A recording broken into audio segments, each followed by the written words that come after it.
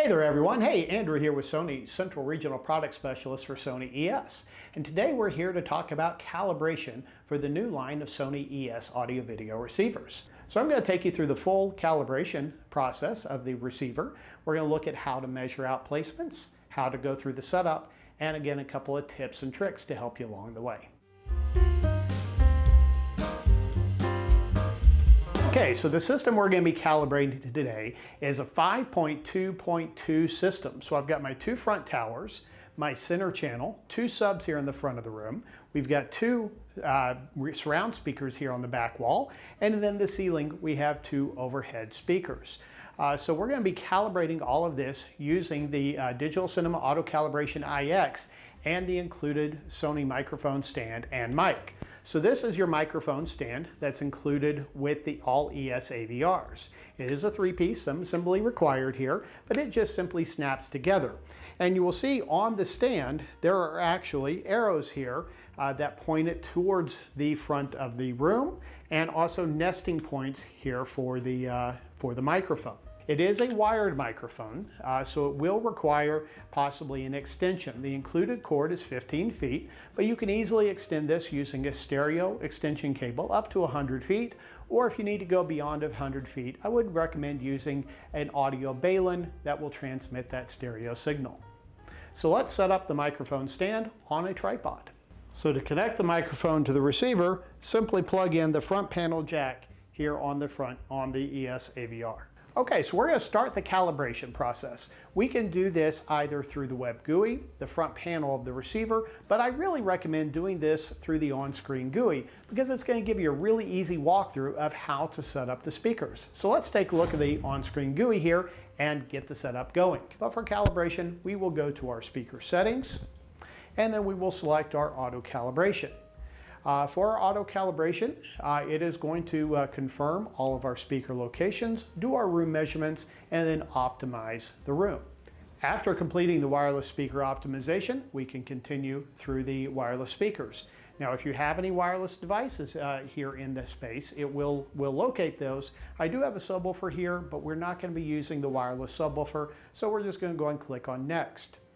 I also mentioned in some other videos that we have the ability to use the TV as a center channel speaker.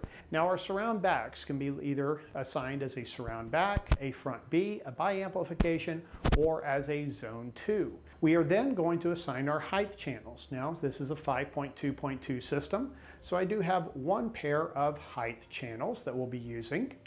And then we have our additional center channel speaker. I can also assign those to zone 2 or to my second channel of height speakers.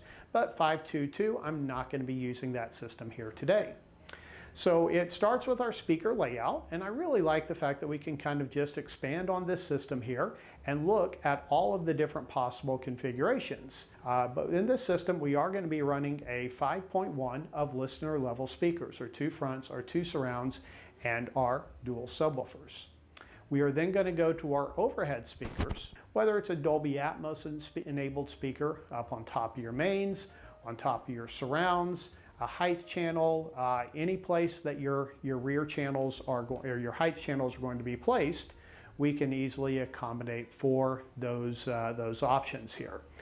So in this case here, let me go back here, I'm going with mine as a top middle speaker. So now we have our speaker configuration confirmed.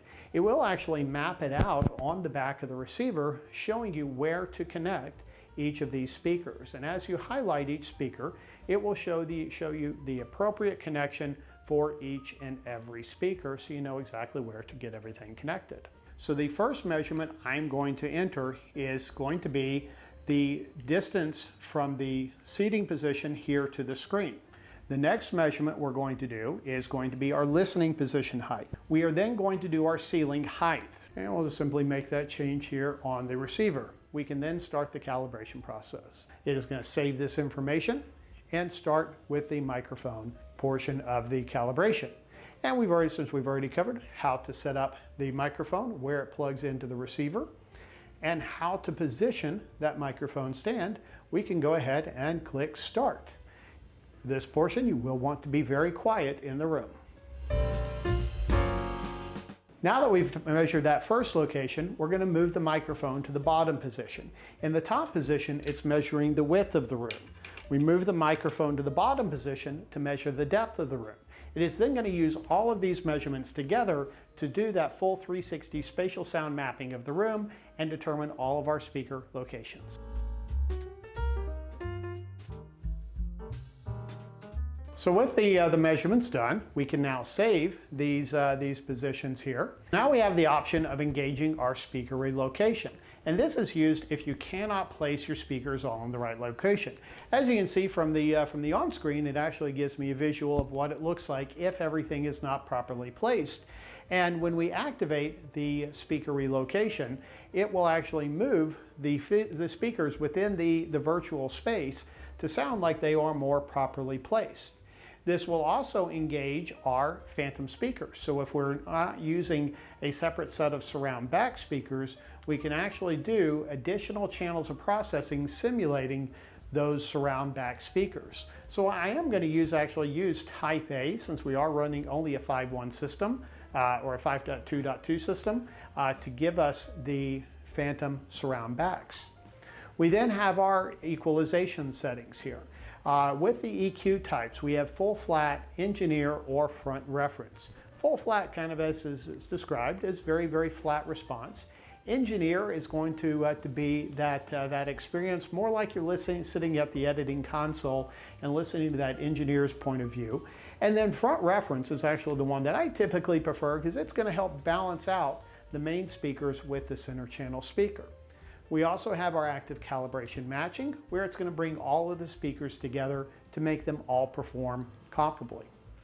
And then we have our 360 spatial sound mapping, which you can run as a demo or experience this content with 360 Reality Audio available on a number of streaming services. So what do we think of that? Really quick and easy to get these systems calibrated. Again, make sure you do those measurements. Verify those measurements to make sure you've got it spot in, and this is going to be an incredible system, making your installations faster, easier, and better performing. Thanks for watching. Please like and subscribe to the page and follow along for more videos. Thanks, everyone.